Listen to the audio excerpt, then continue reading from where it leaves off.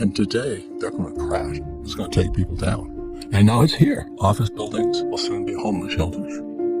Oh, I took your advice. I bought a house. I'm going to make some money. I said, at the top of the frickin' market?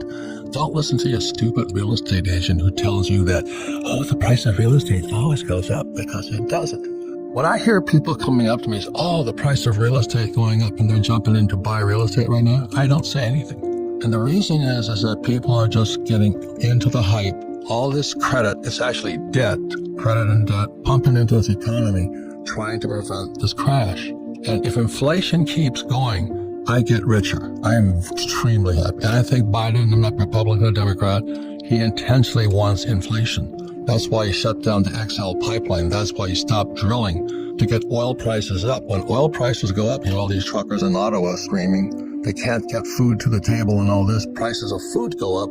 Inflation keeps going up regardless of what's going on, just because the policies shutting down the XL pipeline, stopping drilling of oil, so the price of oil goes up. I watch all this.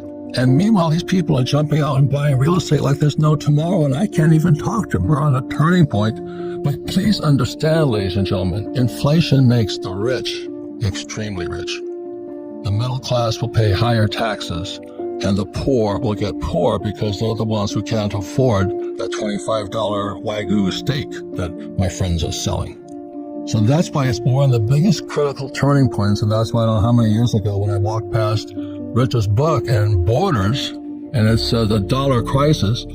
If you understand what's going on, the problem is the U.S. dollar. Because in 1944, it stopped being money. It just became the reserve currency of the world. And in 71, Nixon took the dollar off the gold standard. We're being set up right now, one of the biggest changes in world history. And so, oh, I bought a property. What do you think? I can't even talk to him. Because this, to me, is 2007 all over again. And then the repo market collapsed. 2008, the market collapsed, and back in 2008, this guy named Bernanke, I believe it was, could print money. And this is where we are today. You've got to wake up, ladies and gentlemen, because otherwise you're just this stupid little hog just driving to slaughter. So America is we're at, not just America, we're one of the biggest turning points in world history. And like there was Rockefeller, one of those guys said is, when shoe shine boys are giving you stock tips, time to get out. And I was in Safeway the other night, and these people are coming up to me. I did what you said. I did what you said. I bought a rental property. I bought a rental property. And I came back home and I said to Kim, time to sell. And it's so dangerous, but you can't talk somebody out of it because they drank the Kool-Aid. So that's why I'm really honored to have a dear friend, Richard Duncan, been friends for years. He helped Kim and I time the last turn back in 2008. We made fortunes because while everybody was selling, we were buying. And that time has come again. And so that's why please listen to what Richard Duncan has to say. A few months ago, the Fed was still creating $120 billion every month. And then in November, they said they were going to start tapering that, reducing that by $15 billion a month. But the very next month in December, they said they're going to double that and reduce it by $30 billion a month. And that meant that it's going to come to a complete stop. The money printing is going to end totally early next month. No more printing next month. No more printing. And then the real blow came. They started letting it be known that they were planning to do the opposite. Instead of printing a lot of money through quantitative easing, they're going to start destroying a lot of money through quantitative tightening. Now, when they print money, that pushes asset prices up. When they destroy money, that tends to make asset prices fall. And in the stock market. How do they destroy money? Well, they destroy money because when they print money, they buy bonds with that money. And normally, when the bonds mature, they just roll them over and buy a similar kind of bond. But they destroy money by essentially selling those bonds. And when the Fed, what happens is the bonds mature and the Fed doesn't roll them over. Someone else has to buy the bond. So the Fed gets this money back. And when the Fed gets money back, the money just evaporates. The Fed doesn't need to keep any money because it can make all the money it wants anytime it wants to. So it's a bit complicated to explain in just a few sentences, but the bottom line is it's the opposite of quantitative easing. Quantitative tightening destroys money, and that tends to make stock prices fall. And we're about to get a heavy dose of quantitative tightening coming into effect within the next couple of months. And it's going to make it harder and harder for mom and pop to go buy that house they're going to flip. And isn't that going to drive inflation through the roof? Well, they think the opposite. Instead of printing money, that's the thing that normally causes inflation. It stimulates the economy, it creates growth. But when they destroy the money, that tends to make asset prices fall, like stocks and property. So people are less rich, so they spend less money. And if they spend less money, then prices tend to fall. So that's why they're doing this. They're worried now that the inflation rate has moved up to 7%, and they're taking steps to bring it back down. But what they may find is this could cause a significant stock market crash. And some of the high-flying stocks got hit a whole lot harder than that. Look at Meta or Facebook, whatever else I call now, they tanked. Destroying $230 billion of American wealth. There goes your 401k, sweethearts. And that's why I spoke out against 401ks forever. And all you guys who are you're planning on renting your property, people won't be able to afford the rents. That's what it means. Well, so total credit is equal to total debt, because one person's loan is another person's debt, right? So the two have to equal each other. So one way of thinking about this, the easiest way to think about it, is all the debt in the country. Government debt, household sector debt, corporate debt, financial sector debt, all the debt. It first went through $1 trillion in 1964 when I was 4 years old. Now it's $90 trillion, from 1 trillion to 90 trillion during my lifetime. And this credit explosion, which would not have been possible if we had remained on a gold system where dollars were backed by gold. But this explosion of credit has transformed the world. Wait, Richard, hang on. You're speaking like an economist again. Credit is what the Fed and the Treasury allow people to get to the big banks like Wells Fargo and all that. And that credit then allows the banks to send out debt. So the corporations and individuals come in and they take credit and they turn it into debt, but it's the same thing. So by creating credit, debt could explode. Am I correct on that or incorrect? No, I think you put that exactly right. Yeah, credit's not a word people use. They use credit card, but they think about debt or household debt. So that's what I'm saying. We don't teach economists. We teach everyday mom and pop who is trying to speculate on their 401k or their house.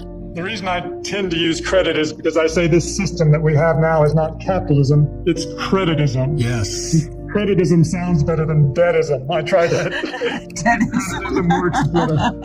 Capitalism to creditism. Because credit growth drives economic growth now. We're dependent on it. Yeah, what Richard is saying is the way America grew was because we produced products.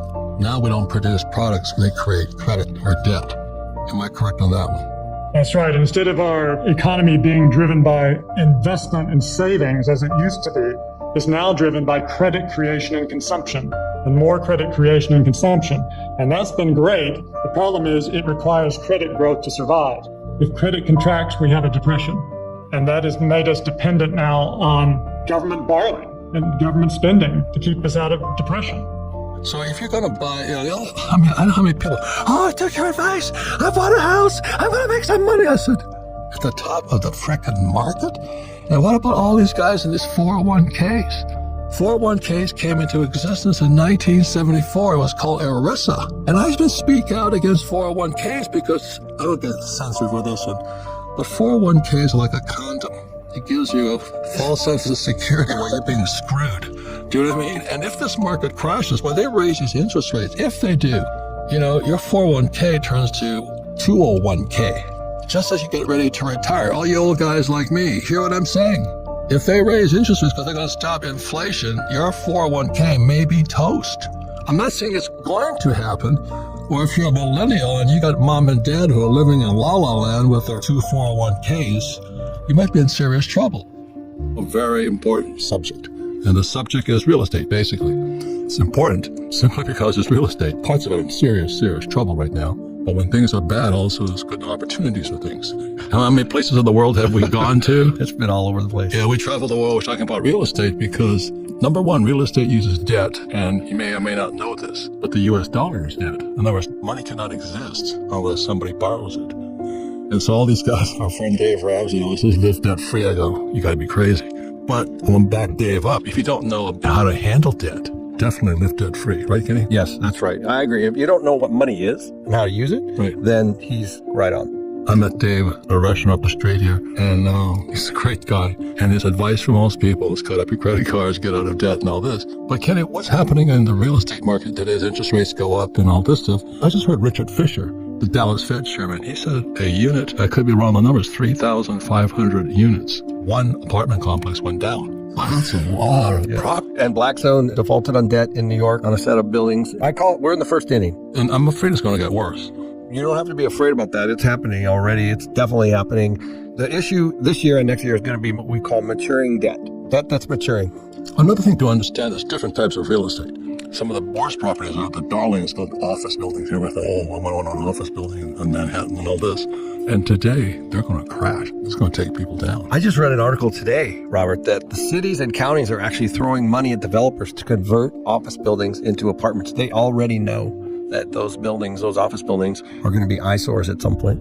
I was a student of Dr. R. Buckminster Fuller. We call him the friendly genius. You know, John Denver called him the grandfather of the future. He's the futurist. And years ago in the 80s, I heard him say office buildings will someday be homes for homeless people. I went, what? You know, that was sacrilegious for me back then. And now it's here. That's quite a prediction, too. That was how long ago was that, 50 years? 50 years ago. I'm listening to this guy. He says office buildings will soon be homeless shelters. And you look at the number of homeless is exploding. I don't want to be an owner of a homeless shelter, as you know. It's either going to be the worst of times for real estate or the best of times, right? The reason living debt-free makes no sense, simply because the fiat currency, called the US dollar, the yen, the peso, the euro, they're debt. They're instruments of debt. Like a bond is an instrument of debt. And that's why Dave Ramsey saying living debt-free, it kind of goes contraindicative. How can that be if it's debt? But the good thing about debt is it's debt. And on top of that, the more debt you use, the less tax you pay. It's not obvious to a lot of people. Just do what the Fed's doing. Yeah, it's the strangest markets. We're in serious, world economy is in serious trouble, but it's also a great opportunity time. We use debt all the time, 100% debt. And I tell you, it is a game of debt. We're borrowing at less than inflation. So that's when we talk about money, that's how you do it. A good thing, too, is the amateurs are now floating to the surface, as they say. I feel terrible for people because people come up to me and they go, oh, I took your advice about real estate. I'm going, holy moly. Real estate's not like a stock. You don't just buy real estate like you buy Apple. The difference is if you buy Apple stock, and let's say it's $10, and it goes down to $6, you can get out of it really quickly. But with real estate, it's not that liquid, and that's why you've got to be smarter. And why I cringe when people say, oh, I just jumped into real estate. I'm going, oh my God. It's like jumping off a moving train or something. You know, so much is going on in real estate. What happens is guys like you, or I would say anybody over 50 has seen it. They've seen the cycles. They've felt the pain if they made it. But a lot of people are pretty delusional about, and it has been for years, next year's going to be better than last year. It's just not the case. No. What happened since 2008, they kept lowering interest rates, and the whole world economy went into a bubble. Correct. It was a real estate bubble, a bond bubble, and a stock bubble. And so everything got inflated, but as they started to lower interest rates in 2020, or raise interest rates in 2020, a lot of those bubbles are bursting. So it's good news and bad news. And all of us are old guys. The people I caution that you have a financial planner that's at 35, let's say. The financial planner only know a boom market. You know, because as it dropped interest rates, the market kept going up. So I meet some of the young women and men, they go, oh, yeah. All they know is a good market. But the biggest opportunity is float when the bodies start floating. You know, when the bodies start floating to the surface, you go, oh my God, I can't believe that came up. Oh my God, look at that. You know, there were so many deals coming up when the fish start to float. And it goes to the saying, your profit is made when you buy, not when you sell. So the cash flow versus capital gain strategy that you laid out at Rich Dad Poor Dad, this is the time where you're going to start to realize that philosophy. That's been our philosophy all along. Everything I have cash flows. And that's just not the case for a lot of people. A lot of people bought big assets on a capital gain strategy. And guess what? That gain is not there. So capital gain strategies, we call it flipping. When I first met Kenny 20-something years ago, everybody was into flipping. And I show flip this house and all this. So you buy a property for, let's say, $10,000. It goes up to $15,000. You flip it, you net $5,000. But you pay capital gains. And we don't do that. I'm chuckling because the world's full of real estate gurus. If you're a housewife or a husband and you bought 2 real estate properties, you're now Donald Trump as far as you're concerned. Right. But there's some of these charlatans on YouTube. I've got into arguments with some of them. This guy says the way you get rich is go out and buy a 200-unit apartment house. And I said, you don't start with a 200-unit apartment house. That's suicide. But that's what he was selling. And I know the trick is called a bait and switch. So you go there, he shows you how you too can buy a 200-unit apartment house for like nothing down and all this other stuff. But you're on the hook for millions. And then you go roaring off and try to do it. His real gimmick is to sell you what he's selling. Oh, you can't do it? I can do it for you. Yes, exactly. Yeah. It's frightening times, but it's also exciting times. Always remember your profit is made when you buy. And then one of the things I really get kind of sad about people, when real estate started going up, everybody started jumping in. And that's not when you jump in, not when it's going up. You want to ride that roller coaster down and then buy. When there's a line out the door of people trying to buy the asset, that means it's over. As many of you know, the economy is on shaky grounds. Banks are failing all over the place. And the question is, what do you do about it?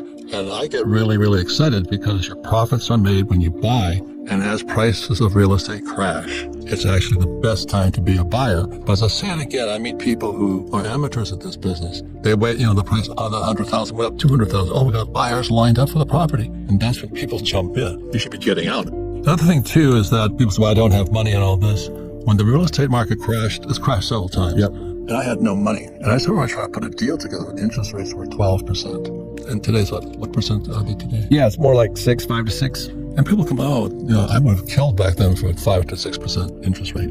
It's always a good time, but you have to know what you're doing with real estate. Remember, Sid always said, only lazy people use their own money. I know. Gosh, that was such a great statement. It's true. Yeah. People don't realize, like, when you put your money with an insurance or a pension or even in a bank, it's a liability for those institutions, period. They owe you expense, in the form of interest. That's a problem for them. So they have to lend it to guys like us. And that's called OPM, or other people's money. And always remember this, the US dollar or the euro and all these other currencies, they come into existence only by people borrowing it. Yes. And that's why our friend Dave Ramsey says live debt free. And that's good advice if you don't know what you're doing. Because I still remember putting deals together, interest rates were 12%. You have to get smarter. That's all it means. It's the bubble went up, now it's coming down. Right. The people that are in trouble, the people who jumped in late, they were at the top of the market. It's going to keep going up. That's a big lie, is that real estate always goes up. That's not true at all. No, my gosh, it's delusion. It's that herd mentality, right? Everybody's jumping on, I'm going to miss out and next year's going to be better than last year. That's not how real estate works. No. We also practice what we preach. We study also. We were just in Dallas, outside of Dallas, and we called the place called the Ranch. And the instructor said the reason people are poor is because they're farthest from the truth. Yeah, that really hit me. The truth is what the truth is, period. And then you got people's realities, which is typically further from the truth. Not always, but the further from the truth you get, the poorer they are. Yeah, so ever since the last couple of weeks, I see a poor person. I said, wonder what truth they're away from. There's something they're not seeing. And when I wrote Rich Dad Poor Dad 25 years ago, I said, your house is not an asset. I nearly got crucified on the cross for that one. Yeah, now everybody says it. Yeah, the game. Do you know what I mean? There's nothing worse than hanging out with a toad. No, do you know what I mean? Like, oh, I told you real estate was bad, it crashed. Oh, I told you, I don't want to buy real estate because you have to clean toilets and all this stuff. I hear all of that stuff. But that's what we learned last week in Dallas. The poorer you are is because you're furthest from the truth. And when they tell you get out of debt, that's really not the truth. Well, it was interesting because remember we were down there with Dr. Nicole and she said, it's the same with health. The further you are from the truth around health, the worse condition you're in. So the truth, it's a very interesting thing, and the reality or your perspective or even your opinion can be very far away from the truth. Right. And some of the truths, reason people are poor is, well, I don't have any money. I can't afford it. That is not true. That's your opinion of your measly little self.